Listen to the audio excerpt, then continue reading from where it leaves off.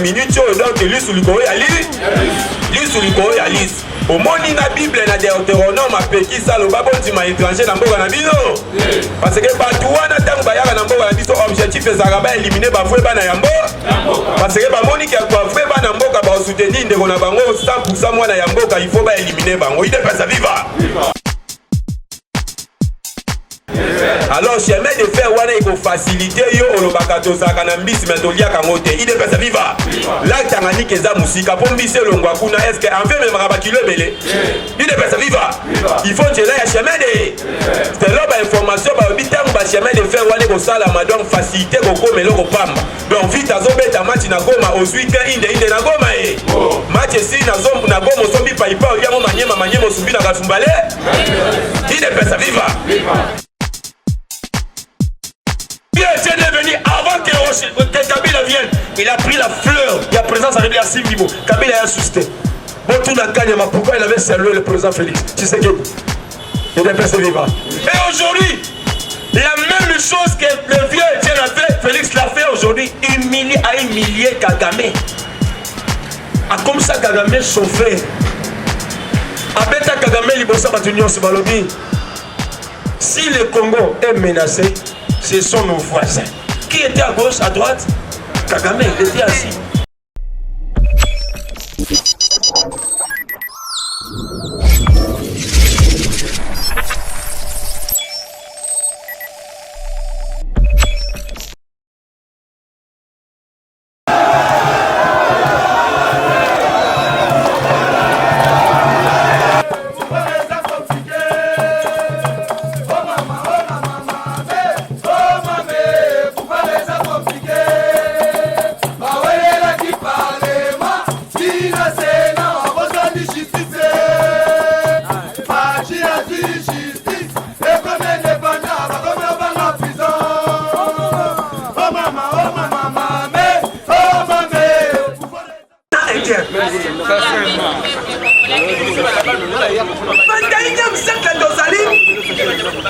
Par contrat exact, 25 ans Congolais sont la bande libanais indien sans contrat. Mais pour Douana ailleurs, l'État imposé un cabilo qu'on a pris avec des choux à lobby n'a côté carté, n'a côté qu'on a pris dans la gala. Mais le lobby boy, ministre de l'économie nationale appliquait la dictature.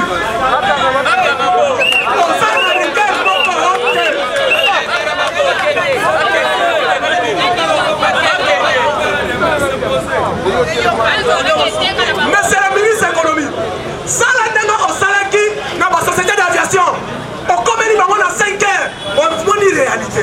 Ministre de l'économie nationale, qui tape à Ouanazan, on peut découvrir que Batouana Bazabate, Bateti, mais Bazabate, parce que Bateti n'est pas le terroriste.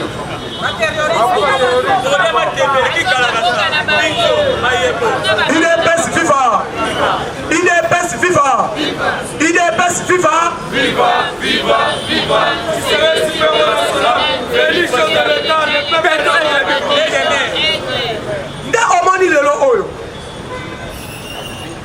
la République démocratique du Congo, dans le moment où tu as dit, oui, les élections c'est bon. Mais ce que nous voulons, Congo et Senghaki, Congo et Senghananou, Fachi, marcher dans la constitution c'est bon. Mais la loi du peuple est la voie suprême. Pourquoi? Au moment où par institution de les institutions budgétaires, il faut un coup à Mboko. Premièrement, le Sénat, parce que la Kamousalate. Deuxièmement, les assemblées, les gouvernements provinciaux, parce que la Kamousalate. On laisse les gouverneurs à travailler dans chaque télévision. Pendant que nous avons des gouverneurs, nous avons aussi des gouvernements provinciaux. Il fait absolument quoi? Les institutions de la République, parce qu'on a 65% à Bidjamboka. Et nous, le petit peuple, de la vivre à 35%. Il y a jamais Kaboul, quand il a demandé que non, par institution, il y a 40%. 60% doivent les voir avant pour le peuple congolais. Construction des routes, réhabilitation des infrastructures, construction des écoles et des hôpitaux. Le lot Fatih Béton, à l'Obininu, a relancé dès janvier 2022 la gratuité de santé pour tous. santé, malaria, typhoïde, tout consort là, peuple a son traitement au fêlé. Ça demande quoi? Il faut qu'on réduise le train de vie des institutions. Aujourd'hui, le budget de la République est lancé à 10 milliards de dollars américains. Sauf qu'aujourd'hui, 6 milliards de dollars est bloqué pour le fonctionnement de l'institution et le paiement de l'institution. Soit Sikoyo, l'armée, la police, peuple, nous avons vivre dans 4 milliards. On comprend que le Sénat va faire la salade. Nous sommes en Assemblée nationale à Salah. Mais aucun Sénat Salah. Maintenant pour nous, petit peuple, Tolobi Boy, Fati, on doit refuser la Constitution. On doit refuser la Constitution. Sénat fait Koufa. Les assemblées, le gouvernement professeur Salini fait Koufa. On reste avec le chef de division et le chef et le bourgmestre. On travaille Missala. Vous allez sentir que Moka est relancé en clin d'œil. L'Est de la République démocratique du Congo est menacé. Pourquoi l'Est est menacé? Qui est à la base? Il y a guerre à Est. La base, il y a guerre à Est, c'est le régime Afdel. Parce que quand je parle d'Afdel, Moussé et Kabila. Moussé Laurent et Joseph Kabila. Parce que qu'on soit accord de l'Émirat. Accord de l'Émirat, mais souffrance à mon peuple congolais. Mais dans ce cas, moi, au moment où nous avons FCC, il y a PPRD. Parce que PPRD, MP, FCC et ça est loco moko. Il y a un Afdel, MP, PPRD, FCC et ça est loco moko. Moutou a un kabiliste. Il y a un bokolo. Parce que kabiliste il y a un bokolo. Azamouto Afdel. Il y a un à la base. Il y a l'Ivoire à Congo. Parmi les bases à la base, il y a guerre à Est. Ce sont des kabilistes de Moussé et de Joseph Kabila. Mais aujourd'hui, faut-il payer que ce qu'il a reçu? Aujourd'hui, il y a Bitumba Congo. On commande les lois Oyo. Toyabaki Moussé a elle qui biso banani bakomboni. Misi Makara. Babiarmana. Les lois Rouberwa. Les lois n'ont pas qu'un abus au peuple congolais. Accord de l'Émirat. Moussé a signé un accord avec le diable pour dire que moi, président au Congo, je représente 300 km² à Est. Aujourd'hui, Bitumba Est, ce sont des Moussés. Naïna Lobaki, Papa Mwanda Zalaki il disait que non. La guerre de l'Est, oui, est bannie en 82. Guerre à Est, maintenant sa guerre à Est est bannie en 82. Concrétisation est bannie en 89. Au moment en 89, Bitumba Est est banni 93, 94. 92, 93, 94. Création à MLC, on partit seulement en Ouganda. Dans Ouganda, MLC, pareil, c'est Museveni a relancé à Bessibem. Afdel, Nini, RCD Goma, et Salamina Rwanda.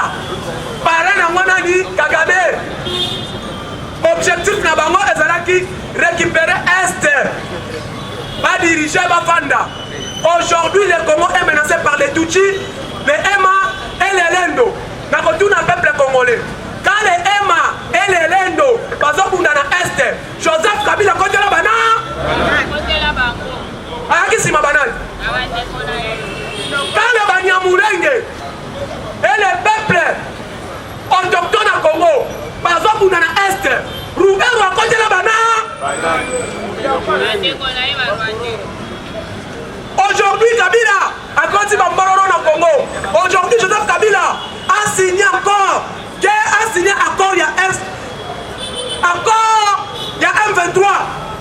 Qu'est-ce que cet accord de M23? Mouvement du 23 mars 2009. On permettait à Kamere à l'homme après l'Assemblée nationale. Les Congolais, vous voyez, que Fati, Bitumba Zombunda, Oyazo Luka Asilisa, les bases Nango, ce sont des Mende, ce sont des Rouberois, ce sont des Chichao Kitundu, ce sont des Kamere. Et des Bocham et des Doyonkoussou. Les lois Oyo, Moutou Ali a concrétisé Fusion Wana. Congo et Gabonais, son nom c'est Evariste Bocham.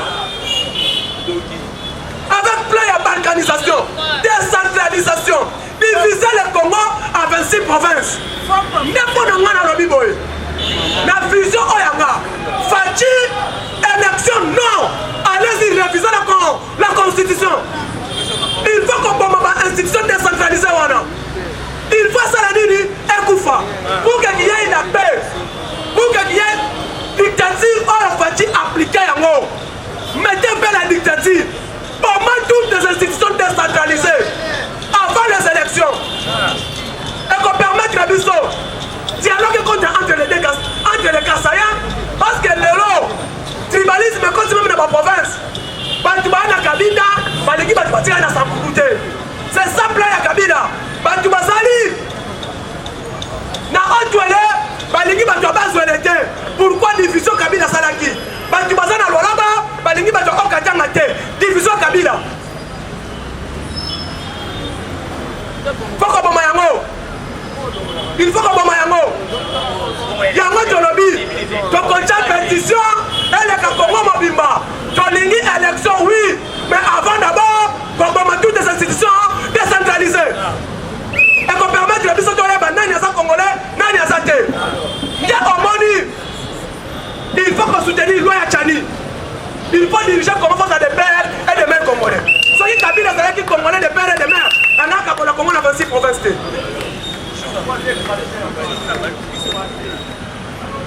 qu'est-ce que Félix va faire? Élection c'est Salemi, Azul Congo Ndenge Salemi. Sans la majorité au Parlement. Si les lois, Fati n'a pas la majorité au Parlement, Union sacrée est ça l'écouta.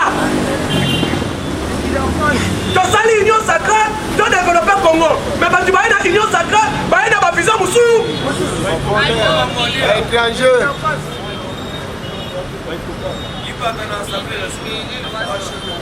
Qui est mort?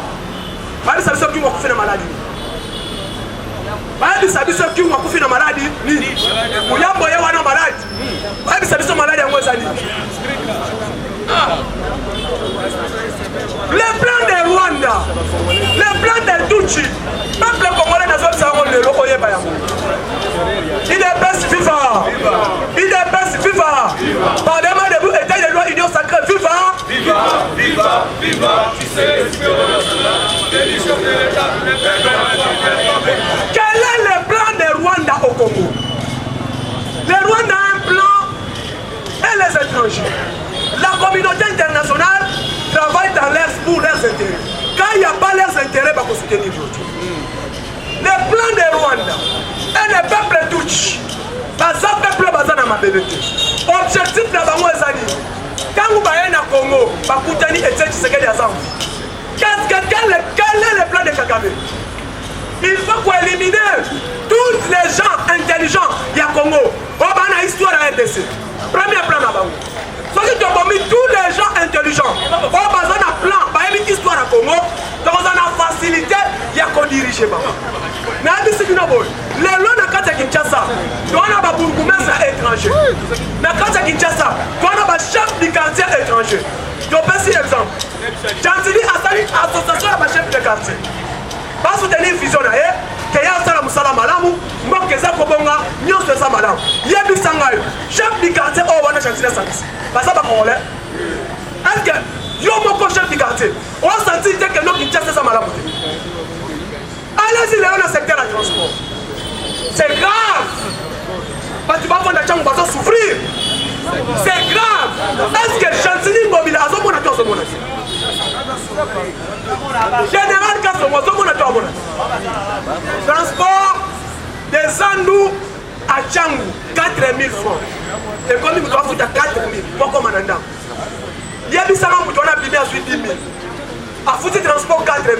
Pour vivre en Anda, on a combien? L'homme abîme à Ayan a combien? Dites-nous, manque d'emploi, on doit dire des réalités concrètes.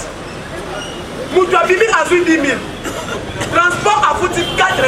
Aujourd'hui, Awa, quartier 1, $1, 10 000 francs. Au commis de quartier 1, moto Tikingasai, 10 000 francs pour voler. On foutu combien?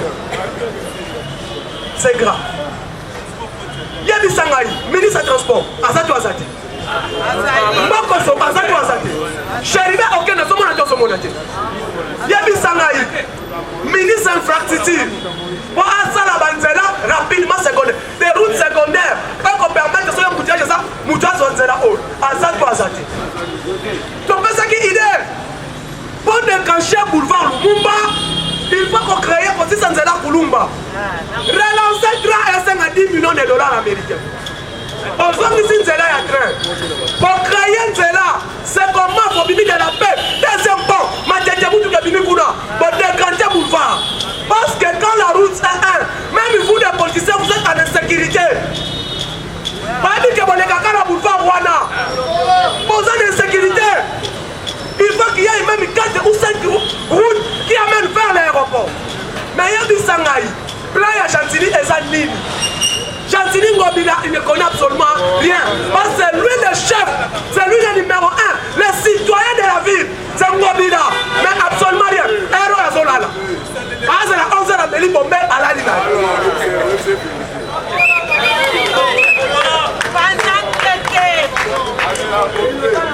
Incompétent. Chantilly Ngobila incompétent. Ah, c'est la seule qui est non. Batukuna va travailler, Basali marche. Atindi Rico, Poma Batuana. Comme si Batuana Basaba Niama. Aïe, Bakoboma Batuna, Amélie Bombay, Afandina. Les premiers filmeurs de Bombay sont des politiciens. Peuple congolais, mobilisons-nous. Kalami qui tient le Robimana Balabala pour le départ des gens. Problème est MSTL qui est au Lomé. Merci beaucoup. Merci d'avoir communiqué. Merci d'avoir diaspora. On va travailler dans le chef de l'État. On va soutenir Bilongo Benga dans la piste de 143, 89, 86, 52, 097. Plus de 143, 89, 86, 52, 097. Merci d'avoir fait passer pour le partenaire à là-bas. Merci d'avoir merci Nathalie Mwaba. Félicitations de Moussala Nayo, ministre de l'économie nationale. Chef de l'État. Merci à Premier ministre. Merci à la cadre de l'IDPS. Na Moussala Moussala Bala Mouchetie.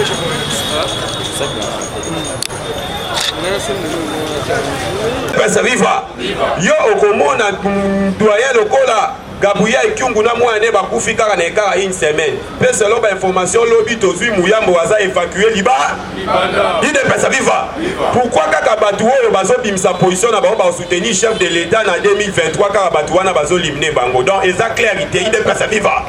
Yango na minute oyo donc lui sur likoro ya lui sur likoro ya liste. Au moni na Bible na Deutéronome apeki salo babondima étranger na mboka na bino.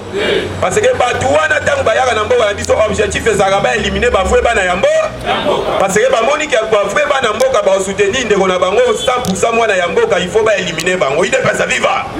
Alors boyebi ebembe ya doyen na biso Kyungu koya le yaki lobby le chef de l'État na rôle na ya président de la République pe rôle oyo papa Kyungu abandé ko jouer pembe na ye président akozala leo na Lubumba. Il de pesa viva. Oyo to bengaka infatigable après kolongwa na Zambie na infertilité ya Ishile Maiso donc kombo wana eza makasi muta polosaka ngo bien Moïse Katou. Il de pesa viva. Parce que eza mboka ya mama na ba. Ngai naza na droite na prononcer kombo wana ya président ya Zambie kitoko parce que ngai naza le père de il est pesa viva. Alors combattant de Kolongwa wana président vendredi boyebi déjà lobby inde na Allemagne. Kuna président akena o etali sommet Afrique Allemagne. Pe à part sommet wana au 4e édition nango il est pesa viva. À part sommet wana président ako signer sikoyo ba mama na accord. Ko songisa ba accord o ya signaka na Allemagne ide pesa viva. Joka Chito Zaboye président ye moko ayebisaka na moment moko ko ba investisseur bo stopper na nguna déboulonner système ide pesa viva. Après ko déboulonner nde ozoyoka ba investisseur bazo sopana lokola maye aso signer kuna boyebi na 2019 président a signaka contrat ya ba chemin de oyo il faut asala 13 000 km na Kinshasa mobi pe na Congo mobi o na lobby awa baba belge pour Congo est développé, il faut chemin de. Alors chemin de fer wana il faut faciliter yo olobaka tozaka na mbisi mais tolia kangote. Il est pas viva. Là Tanganyika eza musika pour mbisi longwa kuna est-ce que en fait même rabakilo belé. Il est pas viva. Il faut que là ya chemin de. C'est là ba information ba bitangu ba chemin de fer wana ko sala madon faciliter ko komelo ko pamba. Donc vite azobeta match na Goma aux 8 inde na Goma e. Match si na zombu na Goma sombi pa ipa yango manyema subi na Kafumbale. Il est pas viva. Nyonso wana na volonté ya chef de l'État. Peka kana Allemagne wana kolongwa selon ba information akokoma mbamoko na Rome. Kuna na Rome nde eza opesi bwambo abo. Eloko facha ke sa na Rome jusqu'à là ta batu bayebi te facha soke do sala ni. Kobosa na te président ayambaka envoyé spécial ya pape. Il est pas viva. Makamba solo la ka ba media balobaka makamba solo la ki yuti otikala ri kobima. Mais to yebi ke fachi mutachaka signati po mutu wana zala wana yepe kaka ko iko lokola signati. Il est pas viva. Mukolo mako akole. Alors combattant tangu président na conseil des ministres alobi bien na ministre ya jeunesse il faut côté les méladrogues to bengi na kombo ya bo nezo ka musabiso ba politicien musunga ba discours na bango bazo sala zo comprendre ke bato ba melibo ya kolanda ndeko na biso fa luna muzito ba uti koloba contradiction na contradit alobi Félix aza faire de kaka yeka na même discours alobi sous Félix aza dictateur depuis quand un dictateur a comme faible il est pas viva oyebi ba prolonger match le 15 mais le 15 wana za jour oyo to kolia masango uti pa ya bakulu il est pas viva parce que la minute on a zo bisayo décharge salamaki déjà masango bazoni kisa oyo utaika nyamakase au président lobaki na pouvoir na ye peuple nyonso aza important mutu moko te aza négli bango na époque na bango kulu na Suisse bango mutu bakoma ko yana bango na terrain ko boma bango il est pas viva mais fati atali non mutu oyo akoli ko produit ngelo ko moko il est pas viva avantage ya kozala na président de père et de mère aza na souci na yo viva azana souci na yo quelque soit oza moyibe atali eloko esali ke azala moyibe eza situation pesa ye musa na yebisi yo nde koda lobi ba minute oyo kulu na moko tazolinga esusu azonga na kisha nde baza bongo baza engagé basui matikili kulu na mati avion liboso na yo komba ide pesa viva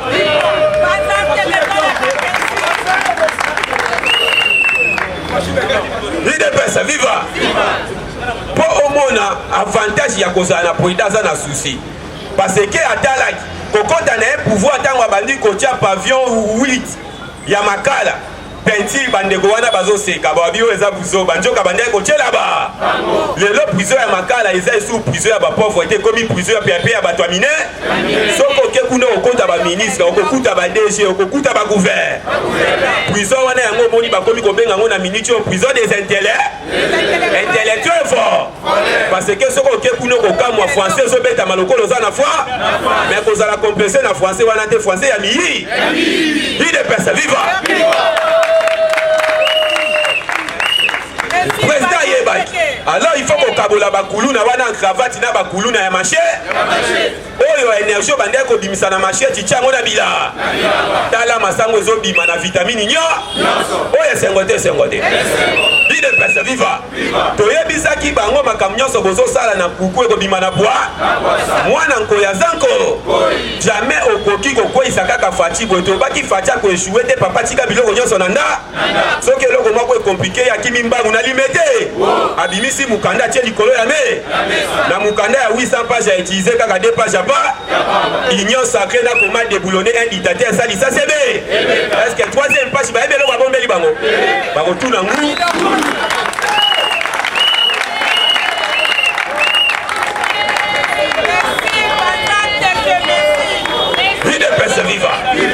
yebisi bango bakotuna ngu pourquoi ndeko na biso wana Soriano azwi vertige na temps oyo alors mbayebisaka yo eloko nyonso ezalaka na insini na ya parce que kobosana te na discours na ye bolandi abeti liba yango moni mpe bato bazolobake ndenge nini mutu asali discours na kichi azolala seke ye pa amelaki bo ide pesa viva alobi bien que président de la république justice na eza sélectif or ye pola zonga awa kaka justice wana ezala ke azonga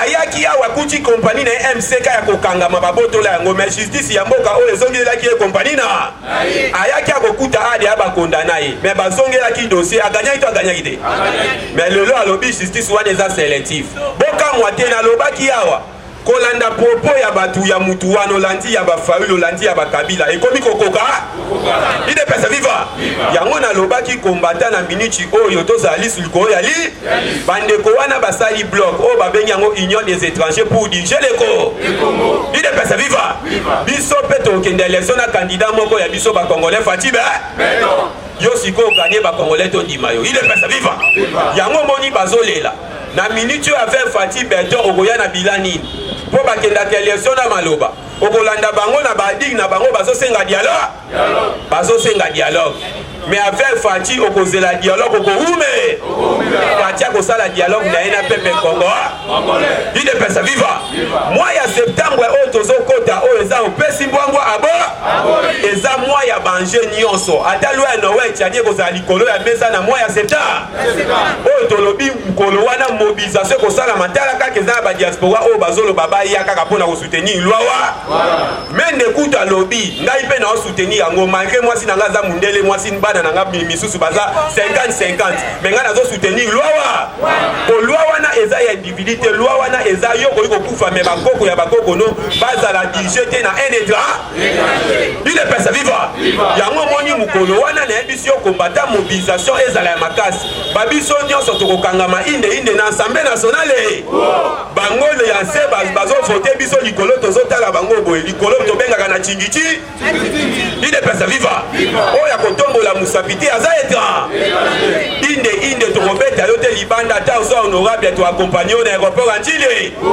Fati facilité bafol nyonso ezongi vol Tanzanie ezongi te ezongi te Rwanda eza te eza te mutu na mutu akozonga na mboka na inde pesa viva po omona ke le président de la république aza oyo nzamba pambola apesa biso kokoma na ye na pouvoir biloko nyonso ebunga ekomi kozo bolandi na Nord Kivu or ebimi to ebimi te ide pesa viva or ebimi na Nord Kivu or ebimi na Nord Ubangi ide pesa viva or ebimi na Nord Ubangi banyama bakima na février bolandi bazongi to bazongi te bolandi bango moko bato apaka balobi eloko zokamwisa biso na banyama bakima bakomi kozo bagorini bazongaki na février baelefa mpe bakomi kozo oyebi bagorini baloba bagorini wana espèce wana bakima ya 16 ans bazongi kaka ntango Fati Berton akomi na pu bato apaka bawabi toomona lokola miracle totuni bagorini bokendaki wa batuni bagorini bouti wa gorini alobaka te nyama zotala kaka bo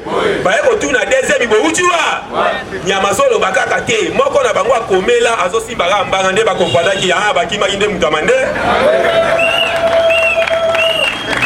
ide pesa liva nde na miniti oyo mpe bomadolandi baelefa mpe bakomi kozonga minere ekomi kobima lokola maye eloko ezolekisa bandeko na biso wana ide pesa viva parce que bango na ane babandaki kokotisa 250 millions ide pesa viva Congo munene boye bokotisaka 250 millions par année mais bolandi rapport awa ebimi awa na conseil des ministres de 1er août ide pesa viva au 19 août biso tokotisi 281 millions na 18 jours ide pesa viva mais bango na ane pomonaka kimoyibi ezalaki ya kompeti yango omoni Fati aza na bitumba makasi oyo kaka bitumba justice na miyi kaka justice aganyaka ide pesa viva bazobanga parce que todestabilize pouvoir oyo bakanaka te ke tokoki kodestabilize yango ide pesa viva parce que bako oyo bakomisaka chine akambo autorité morale Fati lelo akomisa ye mwana po oyo ekoma soko ofini na mandefu eleli ofini na libumu eleli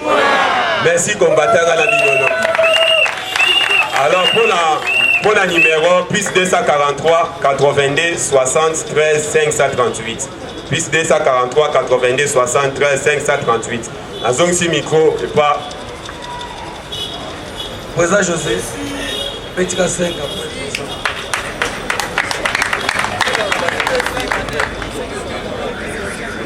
UDPS viva!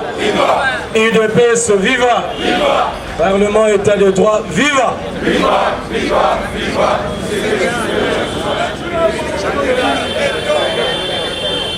Bonjour à tous. Bonjour. Oui, excusez pour la voix, ils ont craché parce qu'on a beaucoup de problèmes à faire. Mais si, Zama Pambola, quand un jeune fait un travail laborieux, il faut les féliciter. Il faut même l'encourager. Donc, l'autre même pasteur qui dit il faut qu'on encourage Bataboué. Ne fût-ce que quelque chose pour le transport, moi quelque chose pour la santé. Ça aide, croyez-moi. J'aimerais commencer par 2 adages. Au moment où moustique, lorsque l'homme applaudit, il croit qu'il va applaudir. Zinzina ngungi, somme toi bête en boca en a applaudir. Mais sur à côté de la carte de mon beau, voyez, bah, sort on est à la vanille. Sort on est à à côté de ma boca. Et tant qu'on se met à boire, on est à un misaya, mais sur à côté à comprendre maman sort on a un on l'appelle maman et c'est ça nini. Il y a encore un deuxième adage. Dans mon deux cortèges, je vais comment PR. Cortège à PR, ils ont président. Mais il y a un deuxième cortège après PR. Ils ont président. Mais c'est dans le cortège, là, soldat, qui m'a pi. L'autre, ce n'est pas un président, c'est un prisonnier. Quand ça rappelle un cortège. C'est là, Makala, c'est là, c'est le bon. Cortège, ça pi, vous croyez que c'est le président qui vient, mais c'est un prisonnier. Donc un prisonnier va se la répéter cortège. Attention, tu crois que tu es président, mais tu es prisonnier. Il y a un mouton qui n'a pas de président. Après cortège, les gens croyaient qu'il est président, il est prisonnier. J'ai vu la voiture d'Olive jusqu'à aujourd'hui à comment PR. Je l'ai vu avant-hier. PR. Olive Lemba Zozonga Boy. PR. A Otaki na ligne à place Tabawa qui est lancé dans Moussala. Mais j'ai dit, président Fati. Merci parce que tu dis prisonnier, ça a toujours bon. Mais prisonnier, prison à ciel ouvert, il sera à l'éternel jour. Il de paix se vivre. Par rapport à l'hymne du Congo et l'hymne du parti, il y a un moment où il y a un parti, il y a une association, il y a une idée, il y a une pensée. Debout combattants des rues de paix, luttons pour la démocratie. La liberté, qui sont ma nation. Donc le Congolais debout, mais l'hymne du Congo dit, nous sommes debout pour que nos fronts courbés soient maintenant relevés. Et le président Félix relève le front des Congolais qui étaient longtemps courbés. Au moment où les Congolais, c'est comme s'ils cherchent quelque chose en bas. Pourquoi c'est une trop de soucis, trop de pensées. Mais le président relève le front des Congolais. Et que par rapport à l'UDPS, nous voulons la liberté, les pouvoirs et les... Je dis, chers combattants, la chose qui s'est faite au Congo, c'est nulle part. Nulle part ailleurs. Nulle part. Aujourd'hui, on peut avoir 2 légendes au monde. C'est Messi avec Cristiano Ronaldo. Mais n'oubliez pas qu'il y a un Diego Armando Maradona et un Pelé. Il doit se vivre. Comprenez ce que je dis, chers combattants. Nabitumba UDPS, qui croyait que le président Félix pouvait faire ce travail qu'il vient de faire. Mais pour le moment, c'est le père qui a l'alliance, mais c'est le fils qui en bénéficie. Le père reçoit l'alliance, mais le fils en bénéficie. Parce que dans le père, il y a quelque chose qui se passe, mais le fils a entendu la chose. Au monde entier, jusqu'à aujourd'hui, au monde entier, personne n'a ce que Félix a. Que ce soit aux Amériques, j'ai dit aux États-Unis, que ce soit en Europe, en Asie, en Océanie, en Afrique, personne avec tous ces titres n'a pas galon. Il doit persévérer. Posez la question au pape, qu'est-ce qu'ils ont parlé dans la chambre noire? Posez la question au roi, à l'empereur Hirohito, qu'est-ce qu'il a parlé pour Fati? Posez la question au roi de Belgique qui vient encore de lancer une chose. Que Félix n'est pas dans son mandat, mais il est dans une transition. Ça s'est passé où la Belgique? Il devait se vivre. Président Félix n'est pas que dans une transition. Pour dire, lorsqu'il aura le mandat, c'est en quelle année? 2022. Il y a un bateau pour l'élection, pour l'élection pour Osongo. Donc, c'est une élection. Il devait se vivre. Mais des choses. La politique dynamique. La politique marche du jour au jour. Mais j'ai aimé parce que hier, j'ai appris aussi au Parlement État de droit 3 choses. La maîtrise de soi, la discipline, l'humilité et la simplicité. Et d'après ce vivant. J'ai appris ça chez vous. J'étais coriace, menaçant, choqué, brutal, et j'ai appris une chose. C'est hier, lorsque le conseiller a parlé, j'ai compris. Et de paix se vivra. Batouba, c'est la mission là, oui. Mais il y a une chose par rapport à la devise du pays. La justice, la paix et le travail. Il fallait commencer par la justice, arrêter tous ces voleurs et continuer pour avoir la paix. On dit celui qui veut la paix prépare la guerre. Il fallait combattre. Après ces combats pour la paix, vous aurez quoi? Le travail. Et de paix se vivra. Aucune séquence par séquence. Notre présent passe par rapport à l'idéologie. Et vous verrez, lorsque même le pasteur Guillaume Félix n'a pas encore commencé les livres à travail.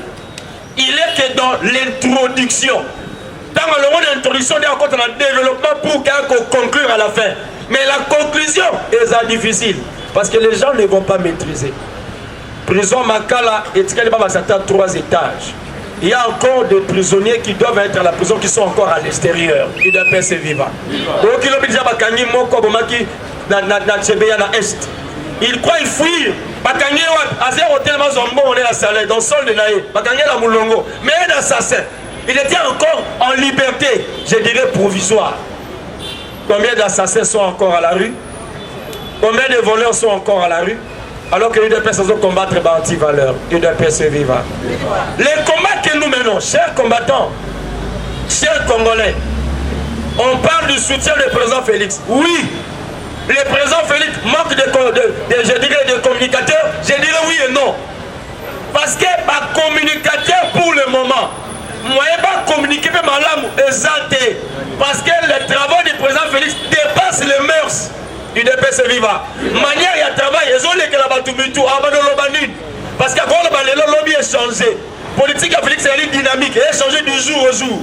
Du jour au jour, barreco, vous voyez qui même sorti. Et c'est aberrant, c'est bizarre de voir monsieur le mini-frère rwandais épinglé, nier même l'invitation du président Félix officielle dans la Maison Blanche. Ça, il faut être sorcier. Lorsque l'ambassadeur américain, M. Heimer, vient déposer l'invitation officielle de Joe Biden au président Félix, Epenge dit c'est une histoire montée, fomentée. Oh, papa, Lukataki Kalakaso yo yela munele parce que Mukena yo ils ont risqué m'embêler. Et j'ai compris aussi une chose. Les gens veulent provoquer l'UDPS. Mais j'ai dit, l'UDPS a une idéologie. L'UDPS a un slogan et un combat, c'était abat la peur. L'UDPS a un projet qui est le peuple d'abord. Donc l'UDPS par rapport au combat, l'UDPS ne tremble pas. L'UDPS est vivant. L'UDPS a terrassé 3-4 dictatures. Mobutu, le tout-puissant, le roi d'Isaïe, a été terrassé. L'UDPS est vivant. Et le vieux Étienne l'avait démystifié, humilié. Non, on va bien. L'humiliation de Mobutu, moi je l'ai vécu. Mobutu a été humilié chez lui au Kagbado. Mobutu humilié au monde entier dans la bonne. Allons à la bonne en son Mbangwa. La conférence, il y a France-Afrique. Mobutu humilié même ici. Vous savez, le président Etienne Tshisekedi a humilié les 3 dictateurs. Les 3 messieurs méchants. Il a humilié Mobutu. Il a humilié même Laurent Désiré. Il a humilié Kabila ici. Nalivoya Rochero. Il est passé vivant. Le vieux Etienne est venu avant que Kabila vienne. Il a pris la fleur. Il y a présence arrivée à Simbimo. Kabila a suscité. Bon, tout n'a qu'à dire pourquoi il avait salué le président Félix. Tu sais que il est passé vivant. Et aujourd'hui, la même chose que le vieux Etienne a fait, Félix l'a fait aujourd'hui, a humilié Kagame. Comme ça, Kagame chauffait. Abeta Kagame libosa batunyo subalobi. Si le Congo est menacé, ce sont nos voisins. Qui était à gauche, à droite? Kagame, il était assis. Kagame tient Moutounassi. Il est passé vivant. C'est ça l'histoire. Et l'histoire des combattants debout. Nous irons de l'avant. J'ai dit, je vous remercie. J'ai dit merci à tout le monde. Je commencerai à dire merci au Parlement État de droit. Dans les épreuves, vous nous supportez. Je suis éprouvé, mais beaucoup m'ont souhaité mes condoléances. J'ai dit à vous tous merci. Merci président Moustapha. Merci à tous mes papas, à toutes mes mamans. Merci à tous mes frères. Dans l'épreuve,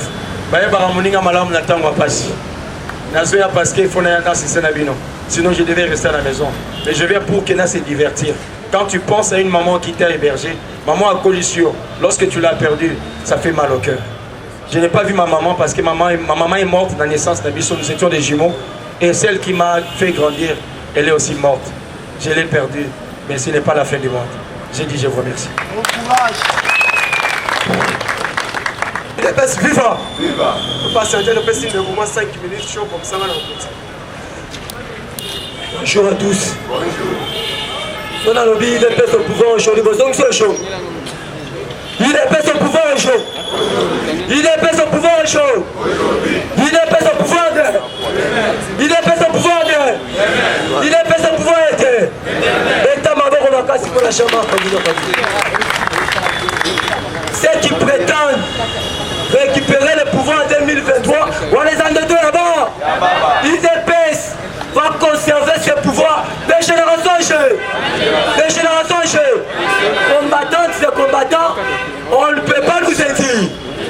Parmi les 8 confessions religieuses, bazali na course pour la kobibisela biso candidat oyo tobengi ya seni eza la confession religieuse moko te eza likolo ya molili.